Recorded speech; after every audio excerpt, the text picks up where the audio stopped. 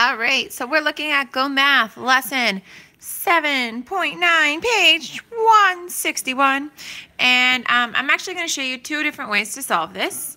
The first way you're going to see that they did here in the book is they actually took these and converted them into the mixed numbers into improper fractions, or fractions greater than 1.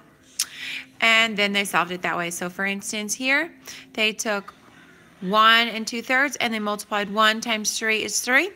Multiply your whole number times your denominator, add it into your numerator,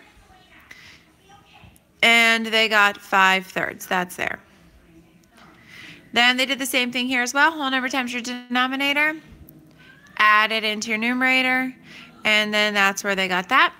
And once they got here, they did numerator times my numerator, denominator times my denominator. So 5 times 22 is what got them the 110, and then 3 times 5 got 15. We know that both of these could be reduced into lesser equivalent fractions, divided by both of them, or divided by 5, divided by 5. Boom, that's where they got this, 7n. Okay, so I'm going to show you that way, and then I'm also going to show you another way, which I think you might find quite a bit easier. So first of all here, again, I can do it as improper fractions. Whole number times my denominator, add it into my numerator. 1 times 7 is 7. 7 plus the 1 would give me 8/7. This is equivalent to 8/7. Same thing here.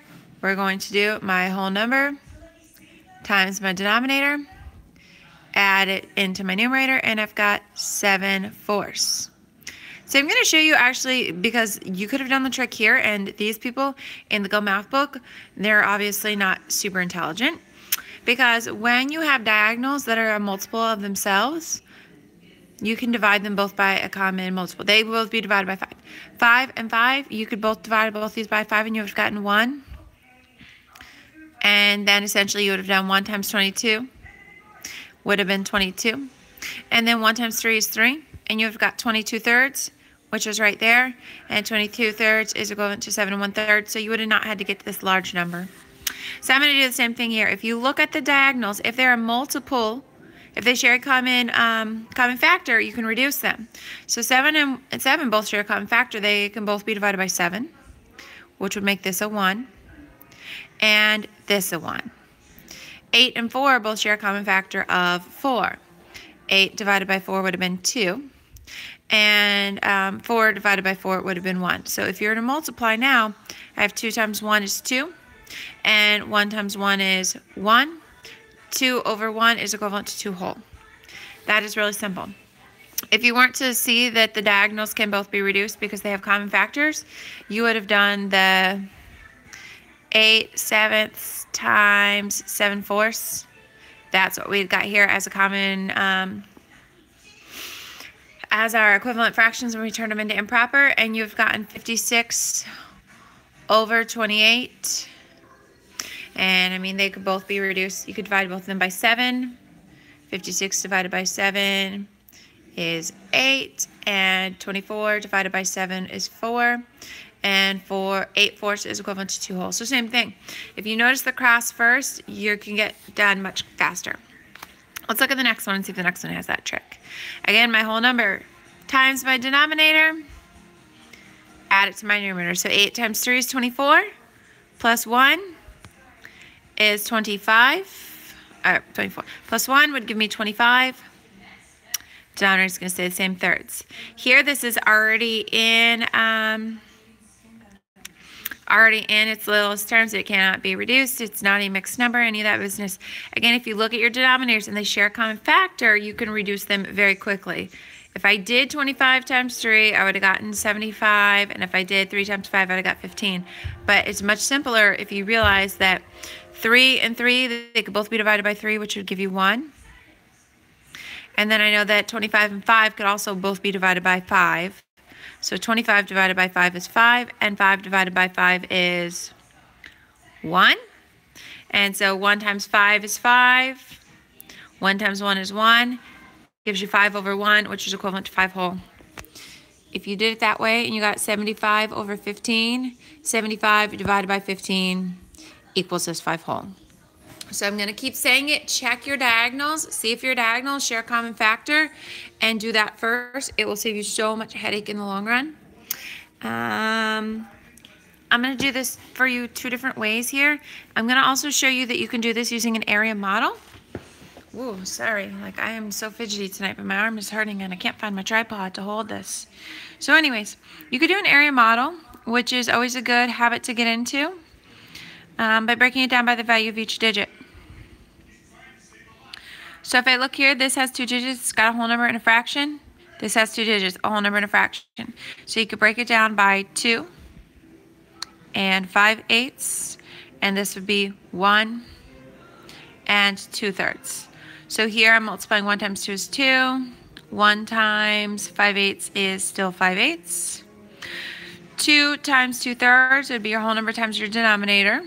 I mean your whole number times your numerator. And your denominator stays the same, so you get 4/3. And 3/8 times 2/3 is 6/24. And you could add all four partial products using common denominator. That might take a little bit of time. Maybe you don't want to do that. Again, the other way that you can do it is your whole number times your denominator, add it to your numerator. So 2 times 8 is 16. And then add your 16 with your 5. You've got 21/8 times, again, whole number times your denominator, add it to your numerator. So 1 times 3 plus 2, you've got 5/3. Again, you can just multiply it straight up like this, but I always check my diagonals first to see if they share a common factor and can be reduced. So 8 and 5, I know that 8 and 5 don't share a common factor because the only factors for 8 are 2 and 4. This cannot be divided by 2 or 4. Do 3 and 21 share a common factor? And that is yes, they do. They both can be divided by 3. So 21 divided by 3 is 7, and 3 divided by 3 is 1. And so now you can multiply your simplified fraction. I've got 7 times 5 is 35, and 8 times 1 is 1. And I know that 35 over 1, 35 over 1, 8 times 1, I knew that didn't make sense. It is not going to be no 35, is 8. So here's what I just did, guys. When I made that error and I put a 1 there, I realized that it was not, there's no way this was going to equal 35 whole. This is close to maybe 3, and this is close to 2. 3 times 2 is 6. So my answer has to be somewhere close to 6. So duh, that didn't make sense. Anyways, so 1 times 8 is 8. So now I have 35/8. And I want to say, well, 8 can go into 35 about how many times? So think about your multiples of 8. I know 8 times 5 is 40. And I don't have 40, so it's not 5. 8 times 4 is 32. Oh, perfect. It can go in 4 times, 4 whole. Because 8 times 5, I would take away 32/8. And when I take away the 32/8, that leaves me with 3/8. So 4 and 3/8. Again, same thing here. Whole number times your denominator.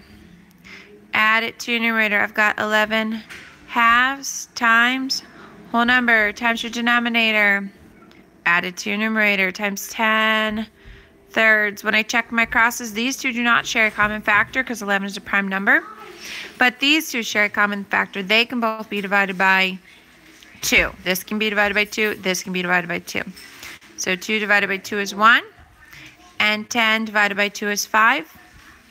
And now multiply your new equivalent numerators. I've got 55/3. And so I want to figure out 55 can go into 3 about how many times?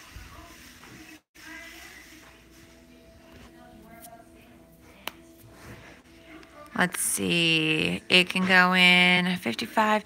You know, if I don't know, I can do it as long division right here, 55 divided by 3, because I know that this represents division. So 3 can go into 5 one time, which would leave me with 25 left, and 8 times 3 is 24, which would leave me with a remainder of 1. And then to express the remainder as a fraction, you put your remainder over your divisor, 18 and 1/3. Same thing, whole number times your denominator, add it to your numerator,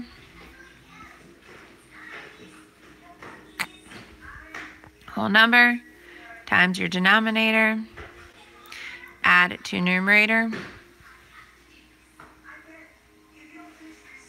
and then look at your crosses and see if anything can be simplified. Do 5 and 13 share a common factor? And they don't, because 13 is a prime number, so it can only be divided by 1 and 13. But these two, 36 and 6, can both be divided by a common factor, which is that they both have a factor of 6. So 36 divided by 6 is 6, and 6 divided by 6 is 1.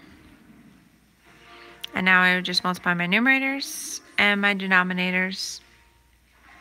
I know that 5 times 1 is 5, so I wrote that right away. But if I don't know 13 times 6, I can just go over, find a nice little space here, multiply it out, and I'd get 78. And now I have 78 fifths. And if I want to regroup that into a mixed number, I need to figure out how many times can 78 go into 5, or 5 go into 78. And I could write it as division if I needed to. 5 go into 7 one time, which would leave me with 2 left over. Drop down my 8. 5 can go into 28 5 times, which would leave me with 3. Express your remainder as a fraction, which would give you 3 fifths. So 15 and 3 fifths. I do work out of school, by the way. I work in a school in Port St. Lucie, Florida. I don't know what state you're from, but shout out to the pizzle. Yep, I do. So I'll just go through the next couple with you before my arm falls off. My arm is super tired. I don't know. Today's like something. I don't know. All right. So this one is already in fraction, so I don't need to do anything to it. But here, 2/3. If I wanted to do here, whole number times my denominator. 4 times 5 is 20. Add it to my numerator. I'd get 21 fifths. So check your crosses. Do they share a common factor? Well, I know the only factors for 2 are 1 and 2. There is no other factor for 5, so it cannot be reduced. It's just 1 and 5. They don't share common factors, so nothing can be reduced there. But look at this other cross. 3 and 21 do both share a common factor. They can both be divided by, they could actually both be divided by 3. 3 divided by 3 would reduce this down to a 1. And 21 divided by 3 would reduce this down to a 7. And now you have easier numbers to multiply. 2 times 7 is 14. And 1 times 5 is 5. So 14 fifths. Let's see. How many times can 5 go into 14? Let's see. 3 times 5 is 15. Oh, I don't have 15, so not 3 times. Oh, 2 times, because 2 times 5 means I'd be taking away 10 fifths. 14, take away 10 would leave me with 4 fifths. So 2 and 4 fifths. So I know I went through these super fast. I did, I'm not gonna lie. So if you have to go back and rewind them, you can do that as well. It might help you. I talk fast, especially when I'm tired. But anyways, last one I'm gonna do for tonight, whole number times your denominator. Add it into your numerator. You would now have 12 fifths times whole number times your denominator. Add it to your numerator. You would have 5 fourths. And again, check your diagonals before you multiply, because it's going to save you so much time. I mean, this right here would give you 60 twentieths, but it will save you time in the long run if you can reduce first. 5 and 5 both can be divided by 5, which would make this a 1 and this a 1. 4 and 12 could also both be divided by an equivalent number. They could both be divided by 4. 12 divided by 4 is 3. And 4 divided by 4 is 1. So now I'm really multiplying. 3 times 1 is 3. And 1 times 1 is 1. And 3 over 1 is equivalent to 3 whole, because 3 divided by 1 is 3. So that's it for tonight. If you have any other questions, just leave it in the comments and I'll be sure to help you. Otherwise, have a great night. Happy Valentine's Day. And again, ask any questions. I'd be glad to help you. Have a good night, guys. Bye.